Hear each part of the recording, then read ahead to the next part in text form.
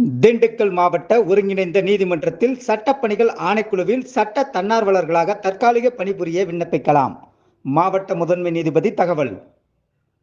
திண்டுக்கல் மாவட்ட சட்டப்பணிகள் ஆணைக்குழுவின் தலைவரும் முதன்மை மாவட்ட நீதிபதியுமான முத்துசாரதா அவர்கள் திங்கட்கிழமை மாலை 5:30 மணியளவில் வெளியிடப்பட்ட செய்திக்குறிப்பில், திண்டுக்கல் மாவட்ட சட்டப்பணிகள் ஆணைக்குழுவில் சட்ட தன்னார்வலர்களாக தற்காலிகமாக பணிபுரிய 18 வயதுக்கு மேற்பட்ட ஆண், பெண் மற்றும் 3ஆம் பாலினத்தவர் விண்ணப்பிக்கலாம்.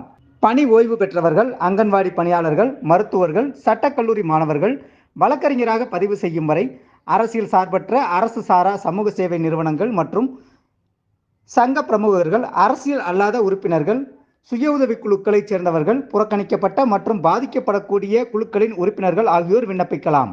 https Dindigul dcourts.gov.in document category notification என்ற இணையதளத்தில் உள்ள விண்ணப்ப படிவத்தை பதிவிறக்கம் செய்து அதனை முழுமையாக பூர்த்தி செய்து அடையாளச் சான்று, முகவரிச் சான்று, கல்விச் சான்றிதழ் ஆகியவற்றுடன் சுய சான்றப்பமிட்டு தலைவர், முதன்மை மாவட்ட நீதிபதி, மாவட்ட சட்டப்பணிகள் ஆணைக்குழு, திண்டுக்கல் 624001 என்ற முகவரிக்கு நேரடியாகவோ அல்லது பதிவு அஞ்சல் வழியாகவோ வருகின்ற 17/5/2024 அன்று மாலை 5:30 மணிக்குள் கிடைக்கும் வகையில் அனுப்ப வேண்டும் என தெரிவிக்கப்பட்டுள்ளது.